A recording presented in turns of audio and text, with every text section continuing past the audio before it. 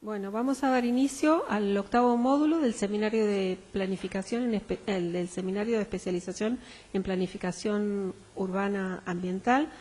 Hoy tenemos como invitada a la arquitecta María de las Nieves Nani Cincollá para todo el mundo. Nani es arquitecta, está recibida en posgrado en la Escuela Donna Regina de la Universidad de Nápoles, qué difícil la palabra, todo está en italiano, en restauro del monumento. Es profesora en la Universidad de Buenos Aires, en la Universidad de Belgrano y en la Maestría de Valoración del Patrimonio Natural y Cultural de la Universidad Católica de Salta. Es asesora de la UNESCO y del ICOMOS Internacional. Es presidenta del ICOMOS Argentina, o ha sido presidenta por 2 periodos, y miembro del Comité Ejecutivo del ICOMOS Internacional por 4 años. Es presidenta del SICOP Argentina. Se desempeñó como directora nacional del Patrimonio y Museos de la SCNA y subsecretaría del Patrimonio Cultural de la Ciudad de Buenos Aires. Es presidenta de la Subcomisión del Patrimonio de la Sociedad Central de Arquitectas, o ha sido desde 1995 a 2007. Ha dictado conferencias, seminarios, cursos en centros de estudios y universidades nacionales e internacionales, especialmente de América Latina, España e Italia. Es autora de numerosas publicaciones relacionadas con el tema del patrimonio cultural, la conservación y la gestión, y actualmente se desempeña como coordinadora de la Unidad de Proyecto y Gestión, Plan Integral de Obra de la Manzana de las Luces. Bueno, mi idea es fundamentalmente hacer varias reflexiones con ustedes sobre la temática. Ahora, me da la impresión de que para hablar de estrategias, de instrumentos, herramientas, de planificación urbano-ambiental, tenemos que empezar por el principio. Es decir, en los últimos años se ha producido una ampliación enorme del concepto de patrimonio, de lo que entendemos por patrimonio, sea natural, cultural, tangible, intangible, en fin, una gama muy amplia. Y en ese sentido me da la impresión de que para saber qué tenemos que gestionar y qué tenemos que barajar, tenemos que hacer una rápida visita, digamos, por lo que pasó con nuestro patrimonio, y me voy a referir concretamente a la Comisión Nacional de Monumentos y Sitios, que es el órgano, digamos, que está encargado de dirimir cuáles son aquellos monumentos y cuáles son aquellos sitios que deberían ser de alcance nacional. Esta comisión se crea en 1940, en el siglo XX.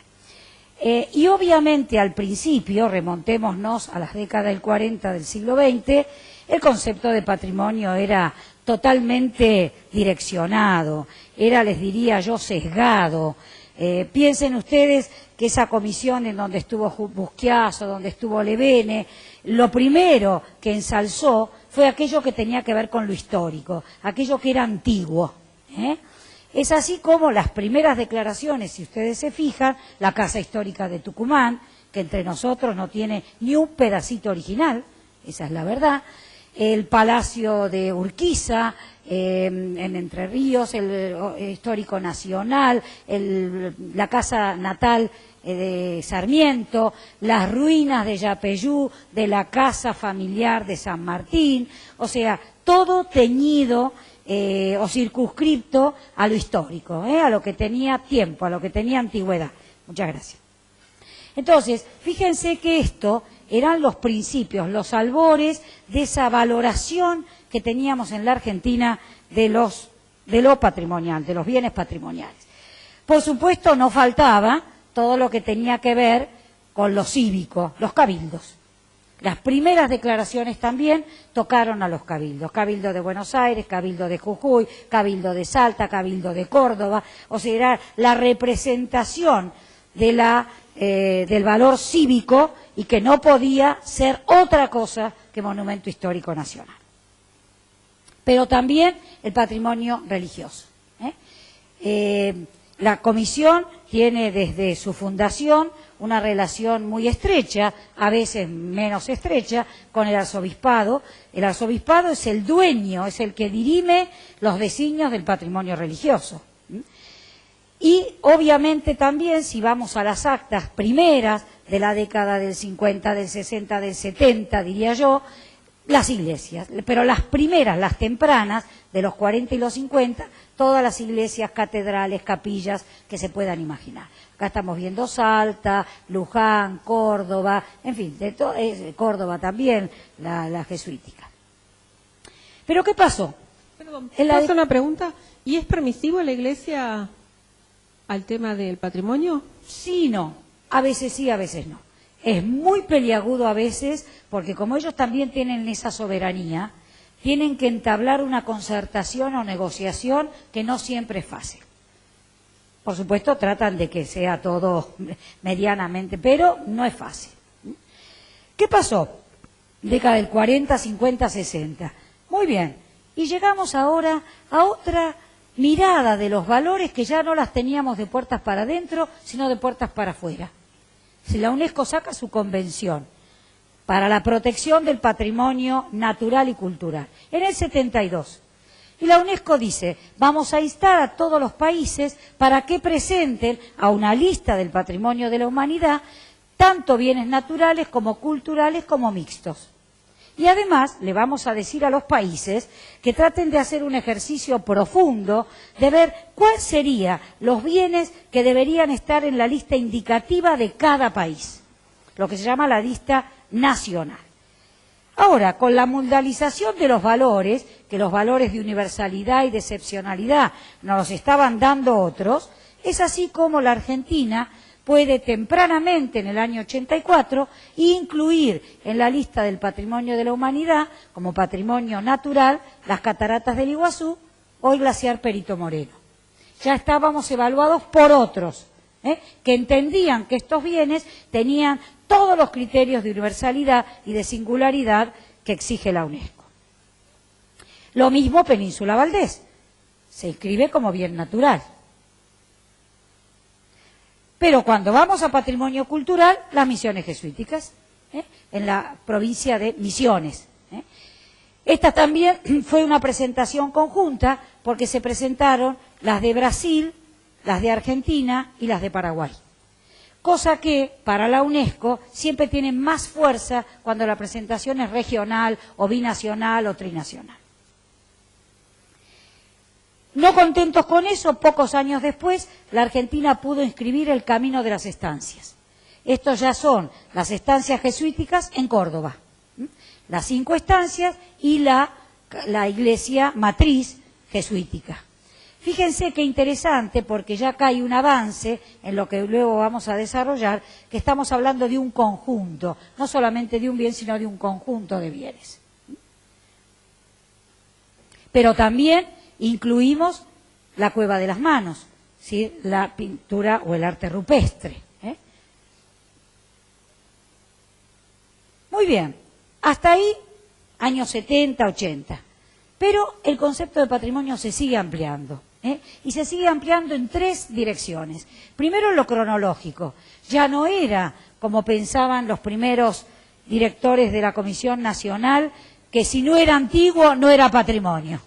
Ya lo cronológico podía extenderse muy cercanamente a nuestro momento. Por otra parte, lo geográfico. No es que todo el patrimonio lo tengan los europeos, lo que pasa es que lo pueden sostener mejor, pero parecía ser, si uno veía esa lista, que todo el patrimonio estaba en Europa. Asia no tenía patrimonio, América Latina no tenía patrimonio, África no tenía patrimonio, entonces también se extiende en lo geográfico. Y lo más interesante quizás en lo tipológico.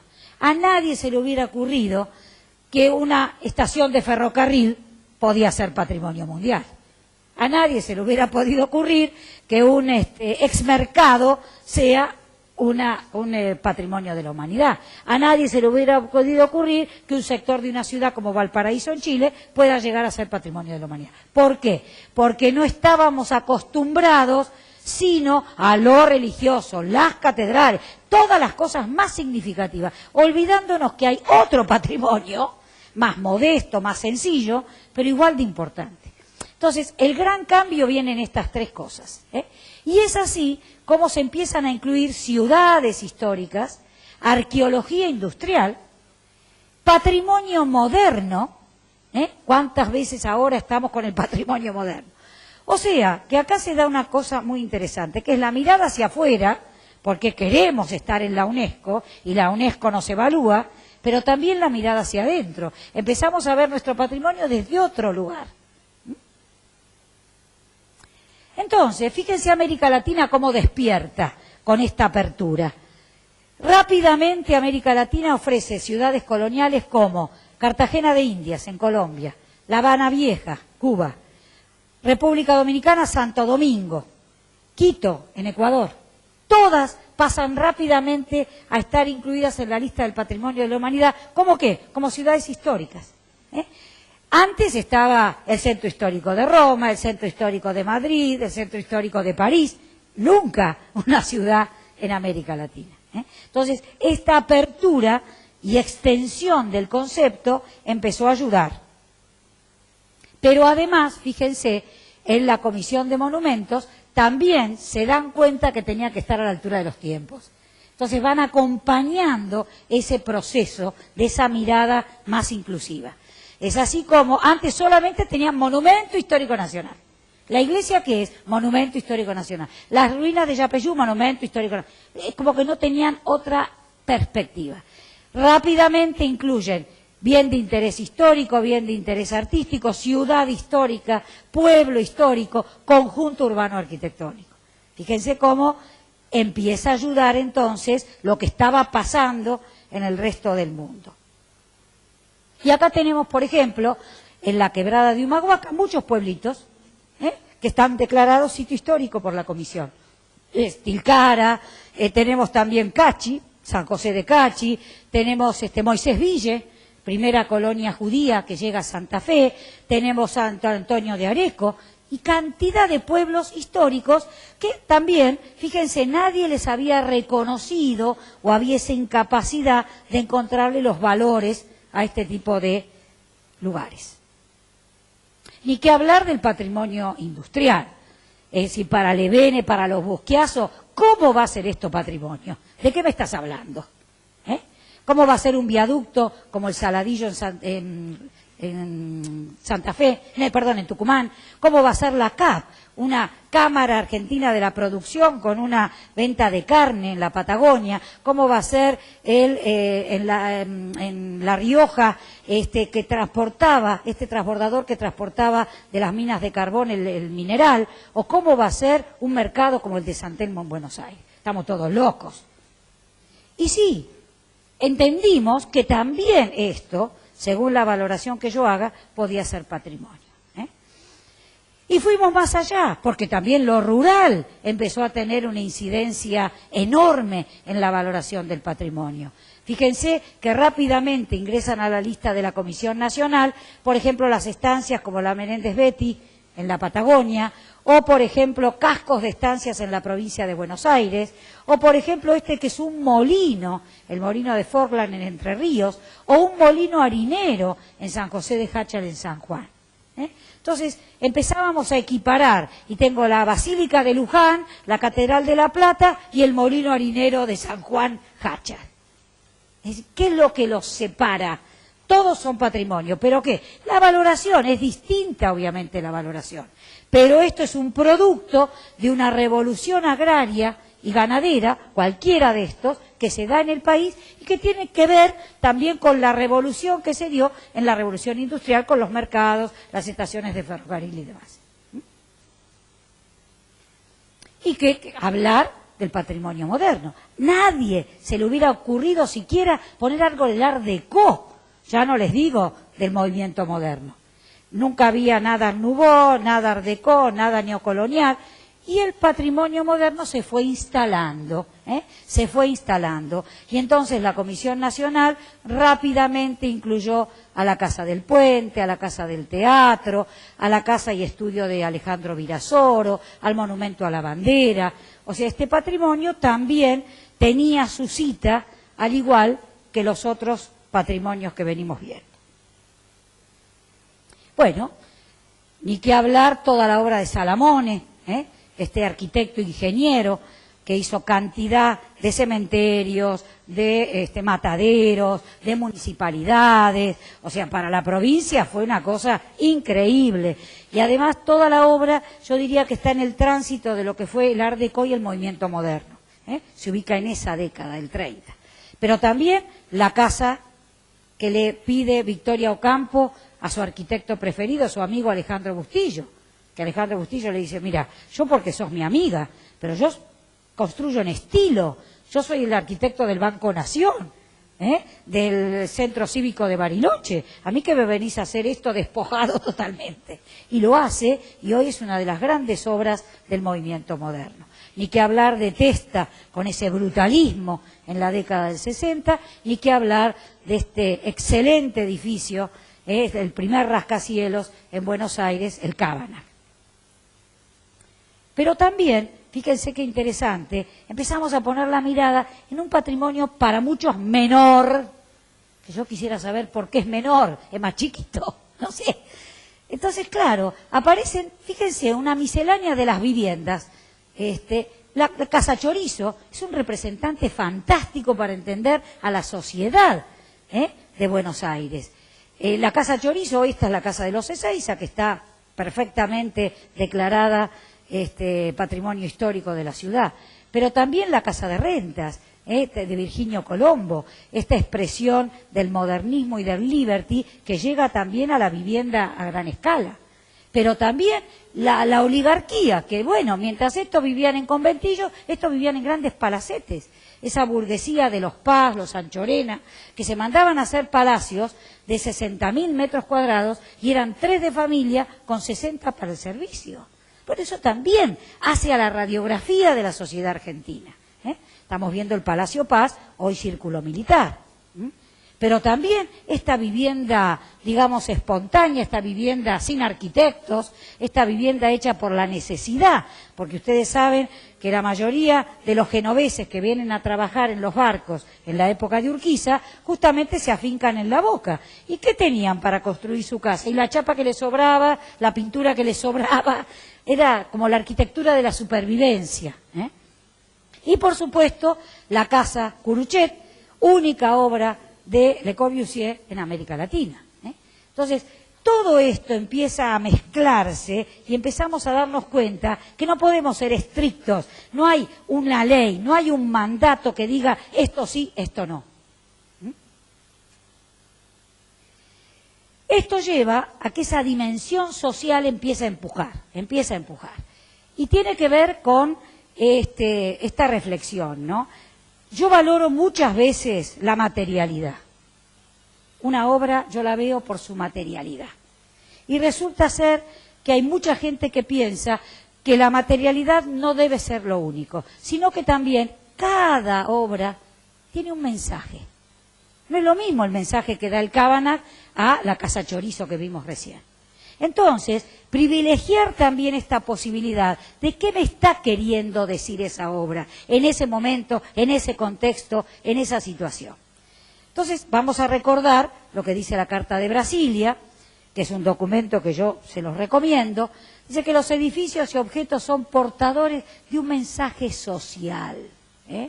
Y el objetivo de la preservación siempre debe ser el enriquecimiento espiritual de la persona, no el enriquecimiento material. Entonces, ¿por qué digo esto? Porque empezamos a poner el ojo en cosas que 20 años atrás no le hubiéramos dado ninguna importancia. La ESMA. La ESMA se convierte todo el conjunto en sitio histórico nacional por la Comisión. Que 20, 30, 40 años atrás, pero ni le daba bolilla. Hoy la ESMA es todo un centro de la memoria, está ya 2 o 3 lugares materializados y han dejado una de las celdas, uno de los lugares, digamos, de detención, tal cual. A veces el silencio es lo que más grita, hay que estar en ese espacio. Entonces, en ese sentido, yo creo que esos testimonios, esos gestos de que también nos importa el mensaje, no lo debemos perder. Fíjense, otro centro clandestino, el Olimpo, esto está en San Telmo, también se hizo todo un estudio, era una vieja estación del tranvía, que por supuesto la habían querido desmaterializar. No pudieron con ello y hoy es un centro también donde de la memoria, donde uno se reencuentra con lo que le pasó, O sea, un pueblo que no quiere tirar bajo la alfombra la tierrita, sino que asumirnos todo lo que nos pasó. Ni que hablar el hotel de inmigrantes.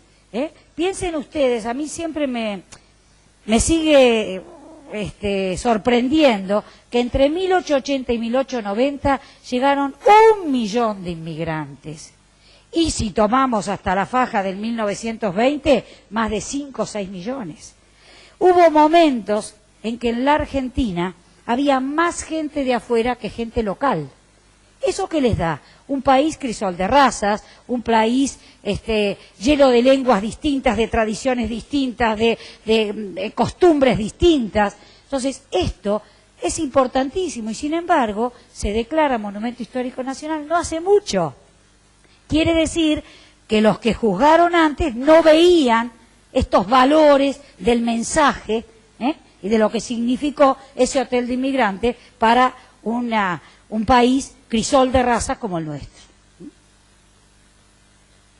El Luna Park, probablemente a ustedes no les diga nada, pues yo les digo que el Luna Park a nivel del interior es una de las cajas de resonancia.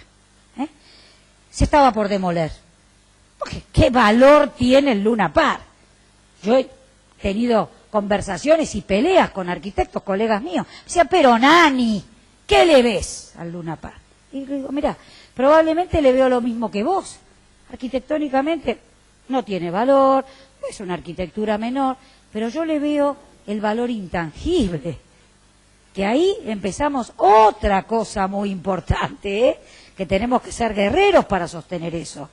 Yo no te digo la carcasa, bueno, qué sé yo, linda no es, pero yo te digo lo que fue para el boxeo argentino, lo que fue para la gente del interior que venía a boxear a Bonavena, a Loche, lo que fue también en lo cultural. Bailó Julio Boca, vino el Dalai Lama. Cuando el Correo estábamos haciendo la obra, se sacó el Colón fuera del Colón y vino al Luna Park y dimos la ópera Turandot. Entonces yo le veo el valor agregado, sí, no le veo la materialidad. Bueno, son distintas maneras de ver. Y esto se logra por ese mensaje social que da el patrimonio y que nos tenemos que olvidar que no solamente es lo material. Pero después se nos complica un poco más, porque ya la UNESCO, 20 años después, del 72, en el 92, dice ahora vamos a plantear también que tenemos que empezar a ver la ciudad como un paisaje cultural. Bueno, muy bien. Entonces, ¿qué dice? El paisaje cultural es la relación entre la naturaleza y el hombre. Es lo que el hombre antropiza a un paisaje virgen, lo que el hombre culturiza a un paisaje virgen. Muy bien. La UNESCO en ese momento, ¿cómo te va? Dice, hay 3 tipos de paisajes culturales. En ese momento no estaba pensando en la ciudad, estaba pensando en un paisaje diseñado por el hombre, por ejemplo, Versalles, por ejemplo, Aranjuez, en España, diseñado. Todos nos acordamos de Versalles cuando estudiamos el trazado, las diagonales, la perspectiva. Muy bien. Después dice la UNESCO, hay un paisaje que es el evolutivo, el activo. Pero dentro de esa categoría yo tengo el que dejó de evolucionar en algún momento y dejó de tener vida, por ejemplo, Chan Chan en Perú. Cuando nosotros vamos, ¿qué vemos? Ruinas. Ahora, vemos testimonios materiales, lo que no vemos es vida. Y dentro del paisaje evolutivo tenemos al otro que es el activo, que conserva aún hoy un papel importante en la sociedad. En ese sentido, la quebrada de Humahuaca, creo que es más claro para entender este concepto, ¿no? Yo diría este eje de más de 150 kilómetros, pero con una naturaleza y un paisaje natural impresionante, con su Cerro de los 7 Colores, pero también yo le tengo que sumar todo lo material, lo construido, lo cultural, esa antropización que hace el hombre de ese paisaje. El hombre se instala, el hombre modela, el hombre transforma. El hombre crea pueblo, crea ciudad, crea arquitectura. Este es el Pucará, la primera expresión de vida en la quebrada, que se hacían con estas pircas. Pero si además yo eso, por ahora sigue siendo materialidad, yo le sumo esto, que veníamos hablando, yo digo, che, las celebraciones, la gastronomía, la música, la danza, una manera de enterrar a los muertos, ya ahí lo estoy completando. Es un paisaje dinámico, activo, aún hoy en la sociedad contemporánea, porque esto no es de foto, esto lo vas a ver, te vas el día del carnaval, es decir, es una cosa activa y dinámica. Y después, si tengo tiempo, mañana lo veremos, ya empezar a pensar por qué solamente los paisajes asociativos y los paisajes dinámicos y no la metrópoli como un posible paisaje cultural. Y esto tiene que ver con el Memorándum de Viena y un tema que mañana tocaremos. Pero para complicarla más, decimos, ¿y por qué en vez de pensar en una cosa acá, otra cosa acá, no empezamos a ver si hay algo que empieza a relacionar todo esto? Yo puedo tener series. Las series pueden ser por autor, qué sé yo, en este caso podría ser obras de una Mancio Williams, por decir, pero puede ser también un tema que nos una, o puede ser en un país, en dos países, en tres países, en un continente, intercontinental. O sea, pero fíjense, se va de lo único y puntual para caer en algo que empieza a unir, que empieza a relacionar. Les voy a mostrar dos de las series que en este momento se están, esto lo voy a cerrar porque ya veo que hago un lío, que en este momento se están tratando. Una es la serie de los transbordadores. Había cerca de 12 transbordadores en el mundo, se fueron desguazando. Hoy hay creo que 7 u 8. Uno de ellos, que ya está declarado Patrimonio de la Humanidad, el de Vizcaya, en Bilbao, lo tienen perfecto. Otro, el de Rochefort, en Francia, a punto de ser declarado Patrimonio de la Humanidad, porque realmente tiene todo el criterio de singularidad, de universalidad, todo lo que pide la UNESCO. ¿Y cuál está en la fila y en la serie? El nuestro, el Nicolás Avellaneda. Está en esa serie, pero le dicen los españoles, los franceses, escuchame una cosa, arréglenlo, restáurenlo, porque ustedes quieren estar en una serie internacional. Y está todo oxidado, fuera de uso. Muy bien. Entonces, ¿cuál es el criterio? Sos parte de la serie, pero para llegar a ser una serie internacional tenés que hacer gestión. Pero es interesante porque está considerado una pieza muy, muy importante. Series patrimoniales. Y en este caso también tiene que ver con los argentinos, porque esta serie, que está a poco de dictaminar la UNESCO, si entra o no en la lista del Patrimonio de la Humanidad, toma las obras de Le Corbusier. Ahora, toma de todas las obras de Le Corbusier, son 16 en total las que se presentaron a la serie, toma 12 de Le Corbusier, muchas de ellas obviamente muy conocidas, Ronchamp, Laroche, que hoy es la Fundación Le Corbusier, la Villa en Poissy o Ville-Savoie, la Unidad Habitacional de Marsella. Este es un repaso de Historia 3. Y Firminy, el conjunto de Firminy. Pero, obviamente, para que esta serie pueda ser de carácter internacional, se suman 3 obras que no están en Francia. Una de ellas, la Casa del Lago, en Suiza. Otra, el Museo de Arte Contemporáneo en Tokio. 4 en realidad. Otra, Chandigarh, en la India. Y otra, nuestra querida Casa Curuchet. Dentro de poco tiempo sabremos si estamos dentro de la serie declarada Patrimonio de la Humanidad. Muy bien, pero no se crean que todo termina acá. Por eso les digo, quien quiere hacer de esto una profesión, la planificación urbana, el ambiente, no podemos desconocer estas cosas. Una nueva categoría, también con este sentido de ir enhebrando, relacionando, tiene que ver con las rutas, caminos e itinerarios. Fíjense qué dice la UNESCO, y son caminos de diálogo, donde el diálogo es lo cultural, nos sumamos culturas, intercultural. Muy bien, la primera ruta que empezó a trabajarse, que aún hoy sigue en pie, la ruta de la seda. Fíjense la ruta de la seda, todos los países y los continentes que toma.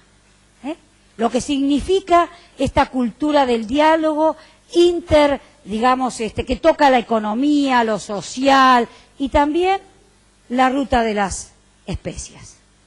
No hay nada, dice la UNESCO, que una tanto a tantos pueblos como las especias, con este circular y negociar y comercializar.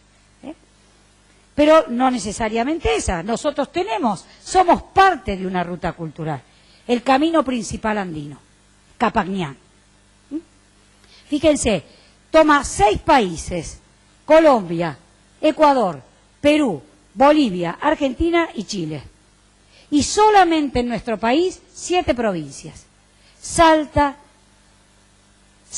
Jujuy, La Rioja, Catamarca, Tucumán, Mendoza, San Juan, y no sé cuál me comí. Que me perdonen los que me comí. Entonces, ¿qué es esto? Fue una red vial en el momento Inca. Era una red vial impresionante, con una extensión que ustedes ya lo están viendo acá, de mercadeo, de circulación, de comunicación. Pero lo más interesante es que algunos tramos todavía están vigentes y la gente los transita. La población de Bolivia, de la quebrada de Humahuaca, en Chile, la gente los transita. Entonces, esto acaba de ser integrado a la lista del Patrimonio de la Humanidad como un itinerario cultural. Entonces, vayan viendo cómo hay nuevas creaciones y nuevas miradas al patrimonio. Y por supuesto, COSE, lo territorial, lo cultural, todo lo que es intangible, ¿no? Esto de las costumbres, un ideario, una religión,